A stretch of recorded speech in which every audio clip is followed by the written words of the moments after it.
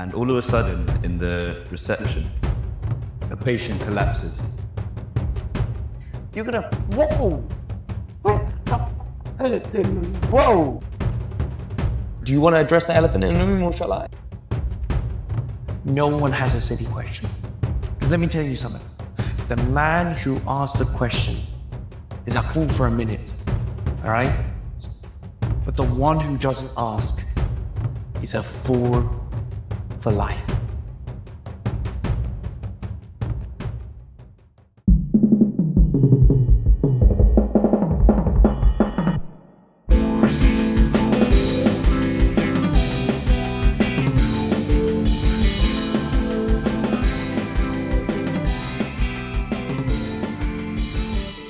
Welcome back to the BSP, and we will be taking on another really big topic. I've said that quite a lot of times, but this one I'm especially going to enjoy because we're talking about internships and how internships and work experience and all of these really valuable things can help shape your experience and shape your skills as well, getting you ready for, the world of work essentially. Just a bit about ourselves. I'm Vihursh. I'm currently a sixth form student. I'm taking on maths, bio and chemistry, and hopefully in the future I can take on medicine, but we'll see how that goes. And Joseph, a little introduction about yourself. Perfect, yeah. I'm a final year pharmacy student and hopefully going to pursue a career in the pharmaceutical industry, in which I've secured a pre-reg at GSK. Let's dive straight into segment 1. Okay, a lot of you guys are probably thinking internships, paid, unpaid, work experience, most likely unpaid, and then you've got part-time jobs. And like we've spoken about this previously, part-time jobs, of course, you can really go about it two ways, to be honest. There's this aspect of being quite undercut in the pay that you receive relative to your age, because say via GCSE, students at GCSE, you could be doing the same amount of work in McDonald's, say for example, and you will not be making that national minimum wage at that 18 to 21 mark, because it slightly differs in the threshold range to some degree. But as well as this, I think the main driving point that I kind of really want to hit home with you guys is, with respect to anything that you do, it's more so to do with what kind of value does it give. So what kind of value are you getting out of the things that you do? So the main reason I want to say internships are huge, particularly at university. It applies to me the most only because recently I had, not necessarily recently, we're going months back to April in fact, where in fact I tried to compete for a AstraZeneca summer internship program. And as a third year MPharm student at that point in time, April 2023, I got to the final stage of interviews at AstraZeneca for the summer internship program. And this is highly competitive, and I'm dealing with people up and down the country, all sorts of different pharmacy schools. Of course, competition is going to be crazy. But long story short, guys, I didn't make it. Okay, and I think the main point I kind of want to address with this is I didn't necessarily let that hold me back, despite me not necessarily making this internship opportunity, because there are always going to be opportunities down the line. And I say this because I was always continually thinking ahead with respect to my third year program in pharmacy school. I continually applied for lots of different hospital pharmacy internships, and these are unpaid in fact. So I had to sponsor myself through my dispensing job, which I had to save aside throughout the year. And in fact, I was able to secure 3 hospital internships, of which were in Oxford University Hospitals, Royal Devon and Exeter University Hospitals, and Plymouth University Hospitals. I'd say the main thing that I got out of this was that it's largely down to not only the people that I was able to speak to particularly healthcare professionals that I was able to learn from, but also the knowledge that I was able to take on. Okay, yeah. So I just had a question on those placements that you did back in the summer, because I remember that. Of course. I was a bit surprised. I was a bit shocked that you were going to do those 3 placements straight after the other. So my question was, how were you, or were you able to cope with the stress or all of those factors that were dawning over you at the time during those 3 placements? I think I felt, to begin with, I bit off more than I could chew. And I say this because, like what you've just said, these placements were in fact back-to-back placements. And I felt like I was a genius for, having such a masterful way of just having experience upon experience upon experience. This on paper sounds perfect. It sounds like a dream. The problem is, guys, you really have to keep a check of yourself. You have to really think about, is this appropriate, number one? Is this financially viable? And are you really going to get a lot out of it? Are you going to invest the time to reciprocate? Essentially, you invest the time and you hope that by investing that time, you essentially get an exponential increase in your returns, okay? And that's what I was essentially hoping for. And in fact, I'd say to some degree, I have had that. I've had phenomenal returns with regards to not only the knowledge that I've kind of been able to take on, but also the people that I've met, like I previously said. Okay. But again, going back to what you just said, management, I think this really goes back down to how I manage my time, what it is that I need to do for these placements, because the first placement I actually had to do a presentation for some pre-registered trainee pharmacists. I think on the second placement I had like a workbook to do, really big workbook, and it's incredibly insightful, particularly at the hospital level, the kind of questions that they really kind of want to ask you. And this perfectly transfers into the pharmacy school course in which I have. And finally, the last placement which I did at Exeter University Hospital, the best thing about that was I was able to hone in a lot of the skills and knowledge from previous placements and take it forward and kind of deliver and execute to some degree. Because when I was asked questions by these senior pharmacists or anybody that I was being supervised by, they would be very similar in the questions that I was asked previously. To take on that knowledge forward and really be able to solidify it, kind of set off this premise for me, in that I was able to grow a lot more confident in not only what I said, but what I knew, and kind of stand by what I said, because particularly in the field of pharmacy and anything that you do, you kind of want to have that ability to have that, not only that self-confidence, but also, that independency. Yeah, okay, if you don't know the answer to something, you're always able to look something up. But also, if you do know something and you are sure of the answer, go ahead and say it. At the end of the day, I'm being supervised, so it's kind of trivial. It's kind of, I feel as though what I'm saying is fairly trivial, but ultimately, at the end of the day, what I'm saying is I was able to hone everything that I was able to do. But if you don't mind me asking you guys, I've got a question for you. In fact, similarly, you have gone out of your way to get a part-time job within a primary care network. Is there any kind of setbacks or failures that you kind of experienced in that setting that's kind of allowed you to develop in any way? 100%. Sorry, I just wanted to, just a warning to people who are watching. There is a bit of like a delay here.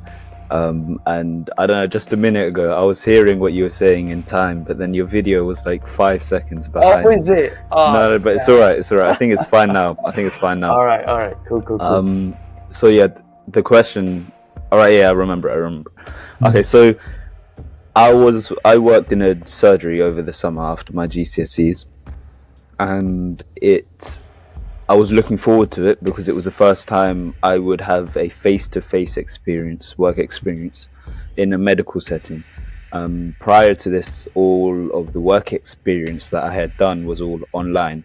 And I think any student who has done online work experience can relate to me when I say it's not the best. it's not the best option to choose when you're looking for work experience, because it doesn't give you those same skills, that same insight and that same feeling compared to when you're face to face. So that was a big benefit I got from this.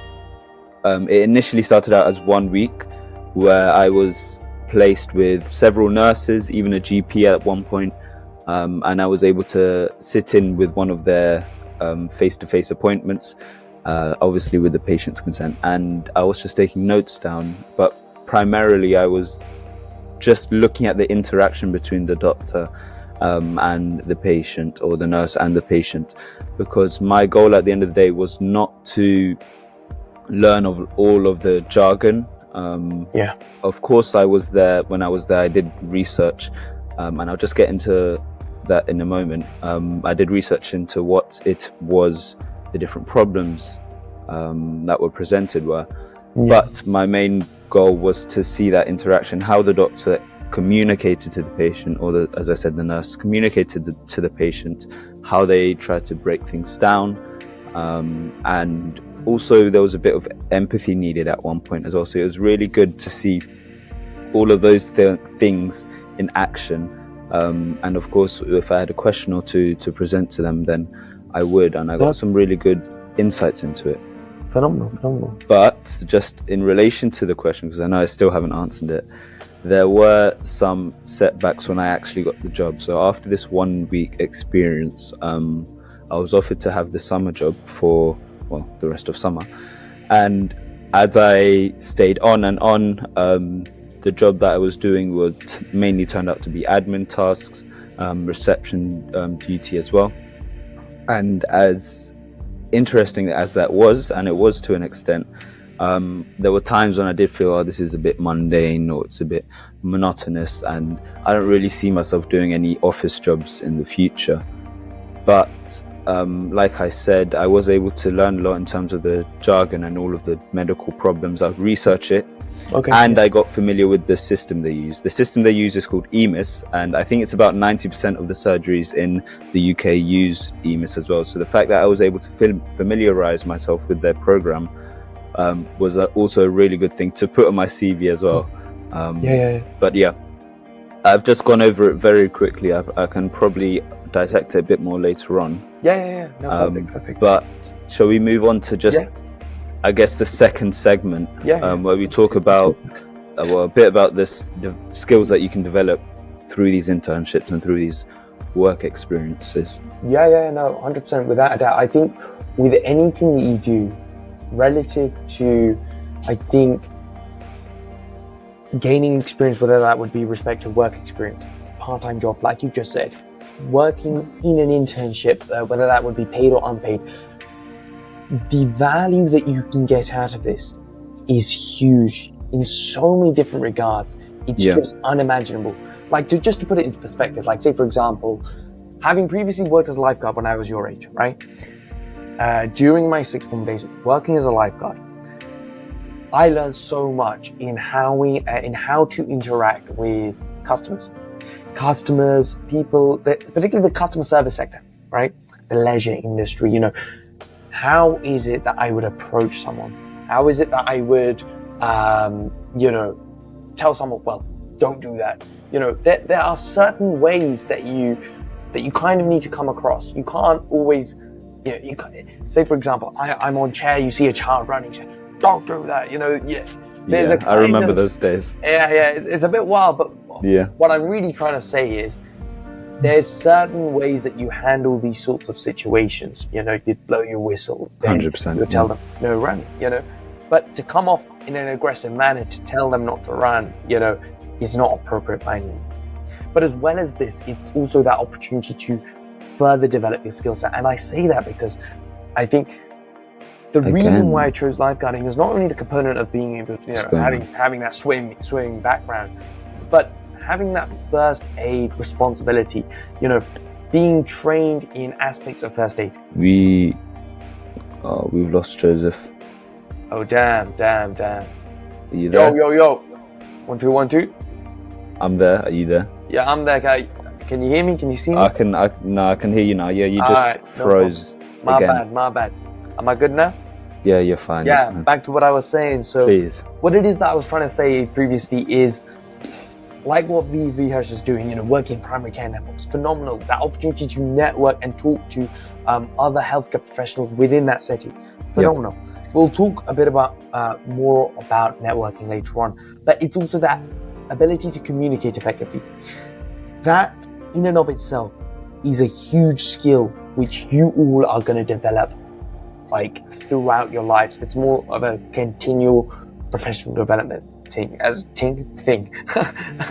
like a CPD. We do that. We do that in pharmacy school. What's known as a CPD, but it's kind of like lifelong learning. You're going to continually be able to improve on these skills. And like what I've just said, communication, being able to communicate effectively and clearly with clarity with what you say, not, let's say, explaining with a degree of complexity, and like what you've said previously, jargon. It's huge, saying a load of weird terms to a customer about, I don't know, say Could be anything. Yeah, so you have like the pool room, you have what's known as backwash, you have like pH, of course, Joe, pH is really easy to understand. Well, yes, maybe for yourself, but maybe for this particular swim goer, they don't know what pH is, for example. And if I've had to take certain swimmers out of the swimming pool, there'd be certain ways that I need to verbally communicate to them why it is that I need to take them out. And then again, with clarity as well. So going back to skills, communication, being able to adapt to situations as well, whether that would be high pressure. And speaking of that, Viharsh, while you were working in your part-time job or any, whether that would be in your online kind of work experience, that sort of thing, have you ever been put under pressure and kind of thrived in that condition? When you said that word pressure, I instantly thought of this one day that I had at the GP, and it was just in the middle of the week, and we were getting on with a course that we were doing, and all of a sudden in the reception, a patient collapses. Now, funnily enough, well, of course, the patient collapsing was not the funny bit, but funnily enough, at that point, what was I doing? All right, I was learning about CPR. I was learning about how a team of professionals come together to perform CPR, a bit like ambulatory work, something like that, where the team from the ambulance, paramedics come together, and how they would go about treating someone who's just collapsed. And at that point, when the patient had collapsed, I immediately asked the person who told us about that, the receptionist, is there anything that we can do to help? Obviously, we couldn't get in and help the patient because we were in a surgery at the end of the day. There's more medically trained professionals there than us. So I ended up just directing other patients through the back door instead of the front door where the patient had collapsed. And in terms of that, it was I didn't feel that much pressure, obviously, because my role is not that overwhelming, but there was a sense of urgency with what I was doing, a sense that I wanted to I'll make it sound a bit drastic, but I wanted to not disappoint all of these professionals. So when I was just directing patients, because I was fairly new, this was only like my third day in the surgery, I didn't really know the surgery in and out. So when I was trying to direct them through, trying to explain what was going on, I had to think on the spot, which put me under a bit of pressure. And I'm glad to say that was the only pressure I felt during the surgery, because they were quite welcoming, and they were quite nice with the tasks that I had to do, so they weren't too overwhelming. But that was quite an experience that I had when I was working at the surgery. Quite ironic as well. But and I just wanted to stay on that skills sort of area when it comes to online and face-to-face experience. I don't know. Have you done any type of online work experience at all? It's kind of difficult to say, because technically I did do kind of like online community pharmacy placement. I didn't really feel like it was an online placement, but technically, I have done. Okay. And what did you think? I mean, it might seem like a silly question, but do you think it was worthy of being called work experience? Let me just say something. No one has a silly question. Because let me tell you something. The man who asked the question is a fool for a minute. All right? But the one who doesn't ask is a fool for life. Really deep that for a moment. All right? I think Yeah? if Really there was deep an that. audience, if there was an audience in front of you, you would have got a standing ovation for that. I can't lie. The thing just came to my mind. All right? Really? You know what? Yeah, let me just deliver that again. Actually, that was actually quite crazy. Now, actually, you know what? No. It was that good. right? It was okay? It was a good delivery. Was Let's that move a on good swiftly. delivery? Yeah, it was a good one. In fact, All right. yeah. Okay, Don't worry you know about what? You might need to repeat your question again. it. What? I only got the part of the silly question. I just completely zoned Oh, out. right. My bad. And you kind Okay. of froze as well. All right. Okay. My bad, So my bad. since it's okay, fine. So since you completely diverted from my question, let me ask it again. Do you think these virtual work experience sessions are worthy enough to be called work experience sessions?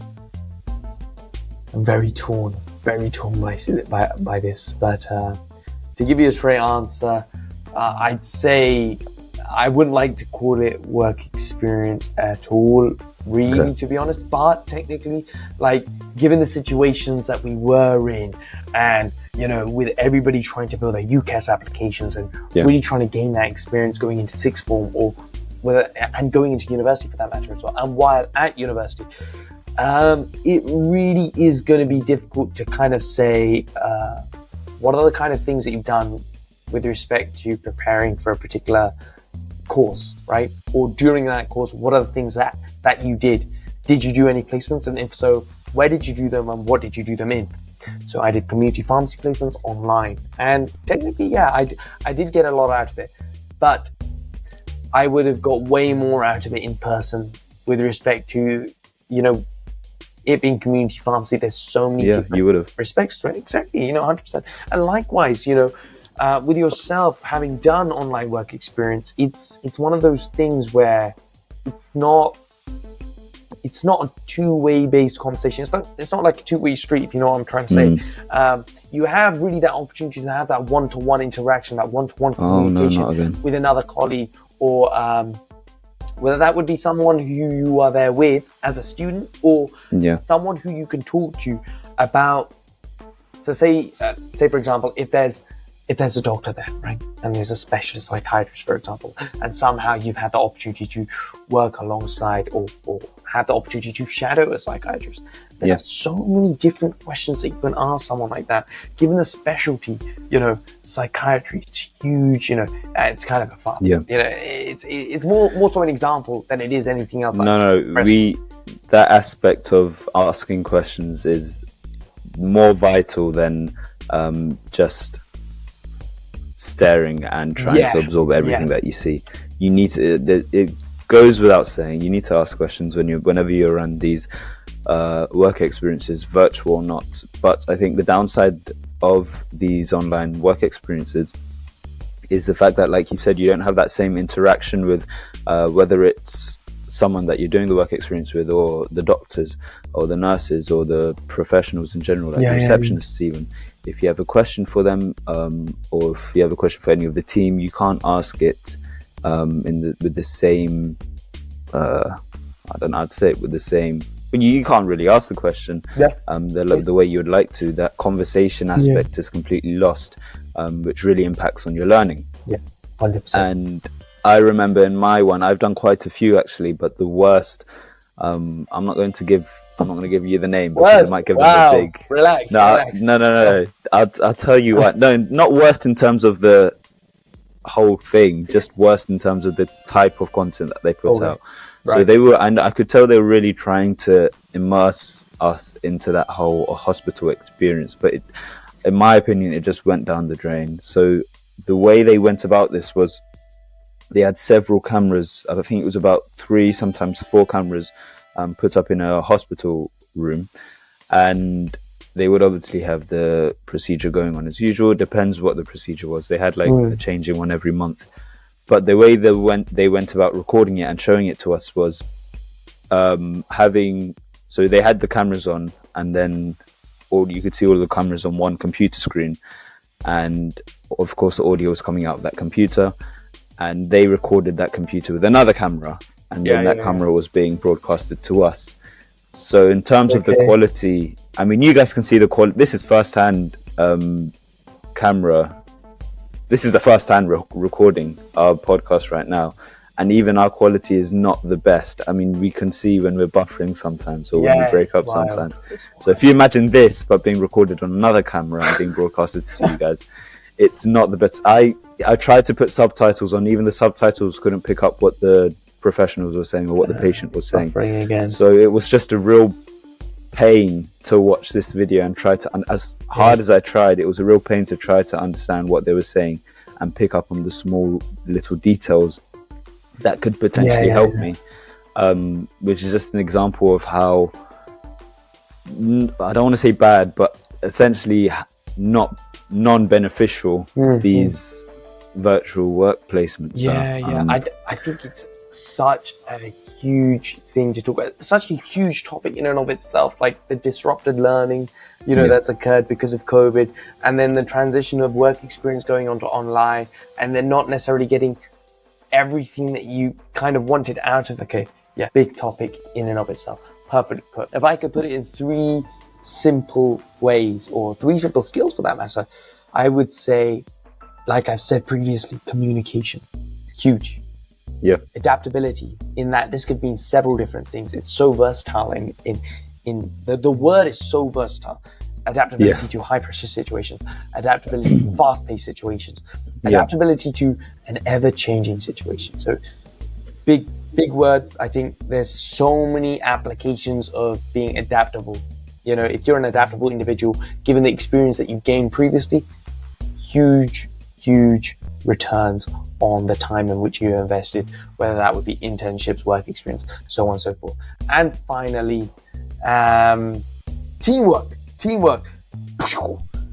Being able to not only communicate effectively with your team, but also adapt to your team as well. Adapting well to your team.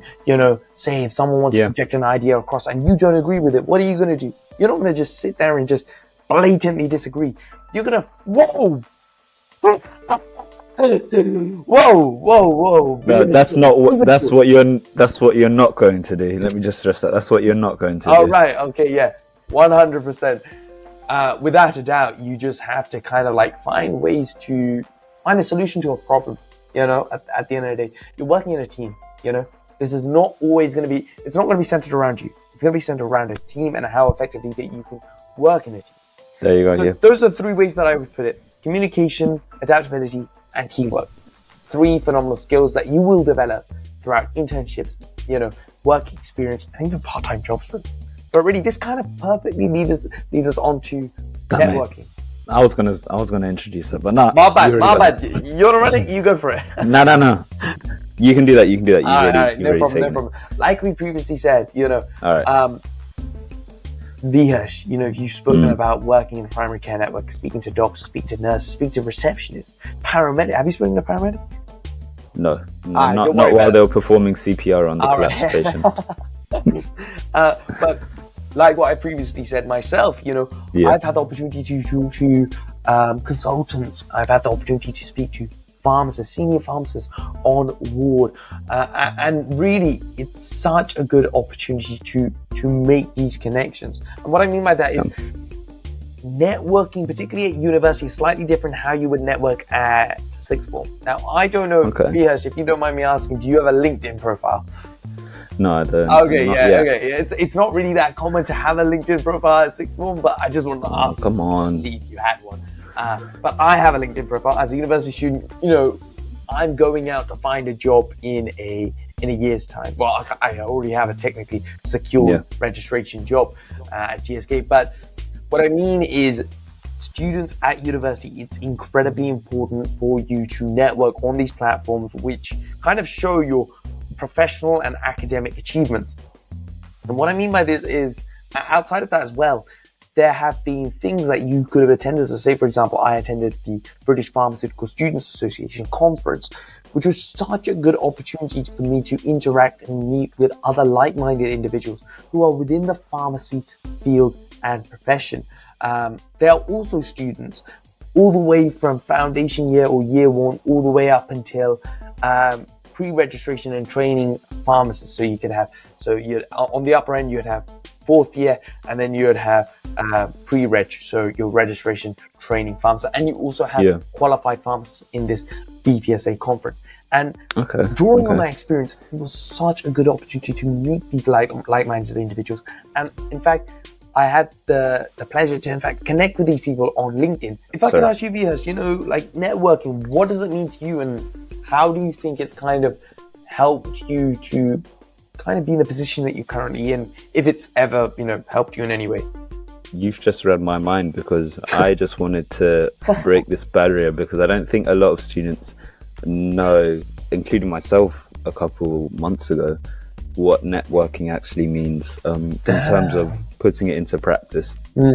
So it's a really broad term, but what it looks like is talking to as many professionals, or not even professionals. It can be, I remember when I was in the surgery, there was another uni student who was actually in med school, first year med school, who was working as well, a similar job as myself, but of course, because he was higher up in the ladder, I guess you could say.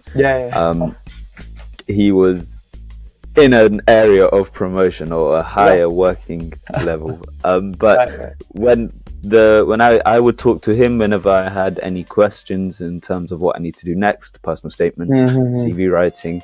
So it doesn't have to be talking to professionals. So it doesn't have to be talking to a psychiatrist who's had 30 plus years of experience in the field, because chances are he won't remember what he did about 30 years ago in uni, or as a sixth form student. So it's better to really trying to diversify all of these people that you talk to, and all of the people you get the links from as well. So in terms of actually getting links and actually getting what I'm saying is, you don't need to go out there and ask for everyone's phone number or ask for everyone's Instagram and be like, I thought that was what networking was to begin with. Right. But I realized just talking to someone, or talking to a professional, or talking to someone that you're interested in what they do, is an example of networking, because you're learning about what they're doing. They might give you some tips, they might give you some resources. So it doesn't have to be, they don't have to direct you to a certain resource that you can use. It can just be their experience that can be of value to you, which I don't know if do you have anything to add on to networking? Because I was thinking we can move on to the last one. I think you kind of perfectly hit it right on the nail there, to be honest. But to be honest, it kind of, like you previously just mentioned, UCAS, this kind of goes hand in hand with kind of like resume building as well. Yeah, it does. Do you want to address the elephant in the room, or shall I? I was thinking to. Go for it then. Go for it. I was worried you were going to take that segment away from me as well, but no. All of these, the reason why we do internships, the reason why we do work experience, is also that we can build up these UCAS applications so that we can put them on our CV and really impress the people who are going to employ us in the future. So let's just talk about how these experiences can be of value, and how we can translate them into our CV. I'm just going to say, based off my experience, that what I did when I was in the surgery, sorry, I had my Notion page up, and I created a Notion page of all of the appointments that I went to, so where I was shadowing nurses and GPs, all of the experiences that I had, some of the phone calls, because I was making a lot of phone calls on a regular basis to patients who had, diabetes, or who needed COPD reviews. If there was a couple of patients who asked me about medications, I would, research into that medication. or research into the problem that they have, and note all of it down so that when I come back to referencing it for my UCAS, for my interviews in the future, I have a solidified summary essentially of what I did on that work experience. And I think that comes with any experience that you have, whether it's an internship, even an online work experience. Although you might think that they have a recording of a 3-hour session of an online work experience, it's not going to be what's the word? It's not going to be as good as you putting into your own words what you learnt from the experience. No, perfectly. You really, again, you've hit it again right on the nail, Vihesh. 2 for 2. Students, 2 for 2. Let's say 4 for 4. Not only segment 1, segment 2, segment 3, but also segment 4. You have perfectly hit it right on the nail. But let me just tell you something, guys. Anybody undertaking or want to undertake internships, now is the time to apply. And the reason why I say apply to internships, or any way that you can do some form of volunteering experience, work experience, or even a part-time job, I feel as though the main thing that you can get out of it, relative to the sea of applicants that will be applying for a job, or whether that would be respect to applying to medical school, they're really looking for that well-rounded student, kind of student who's kind of good at everything, whether that would be respect to the sports that they've done, the kind of activities that they are involved in, the charitable societies that they're also involved in, that well-rounded individual, and as well as this internships or programs in which they have been enrolled into. So really, ultimately, at the end of the day, if you're undertaking anything like an internship, making yourself stand out by using that experience is so pivotal. And I can only speak from experience, So say for example, any interview that you do as well, you learn so much from that going forward. And I felt as though the main thing that I kind of got away from my AstraZeneca interview, that rejection, was that although I didn't land that summer placement, I did land these hospital pharmacy internship, these placements, right? And I felt as though these placements perfectly set me up in how I structured my CV, the kind of things that I did on these placements. So making it concise, really straight to the point, the types of medicines reconciliations I carried out, the drug counseling in which I was supervised when I was counseling the patient on their medications as well as this being able to rotate in multiple different specialist areas. Really the opportunity to get that breadth and depth of knowledge within the field of hospital pharmacy, and then being able to then finally land into my final stage GSK R&D interviews.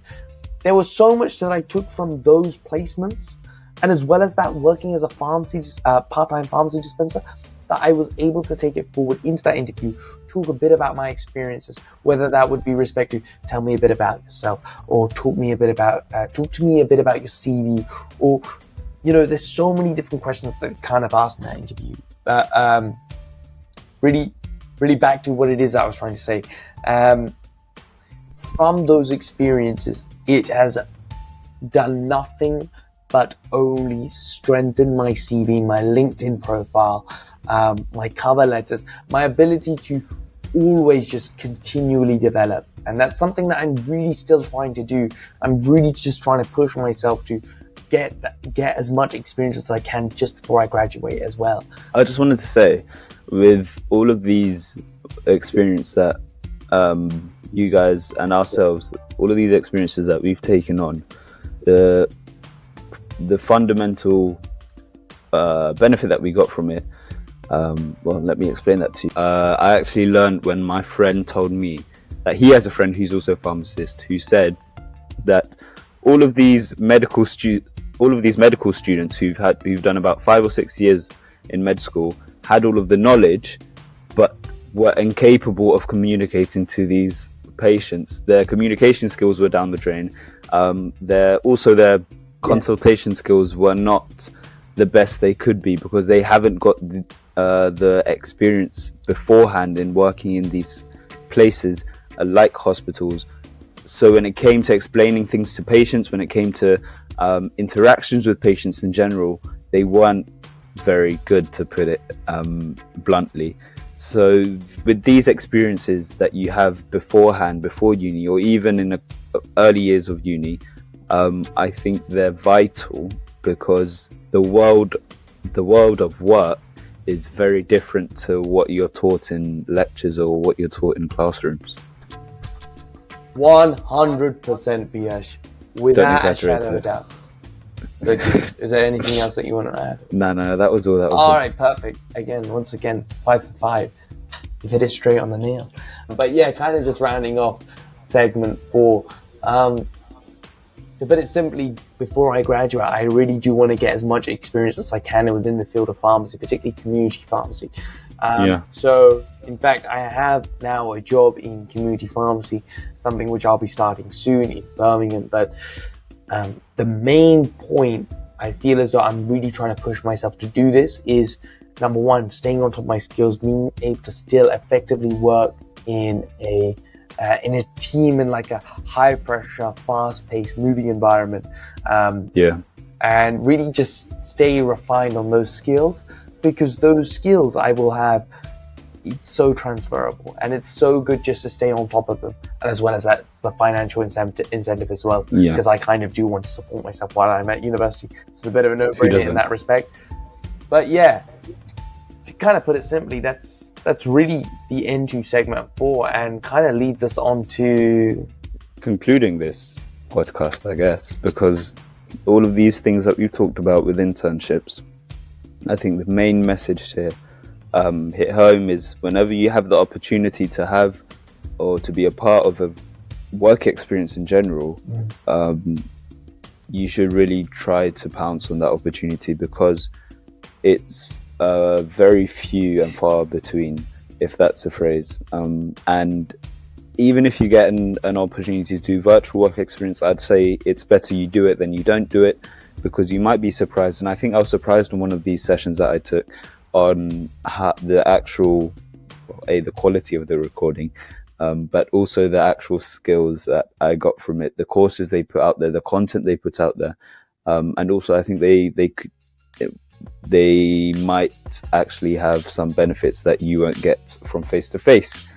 So yeah, the message that, well, I've already said the message, so why am I still talking, Joseph? No, that's no problem. That's not, once again, you've perfectly hit it on the nail.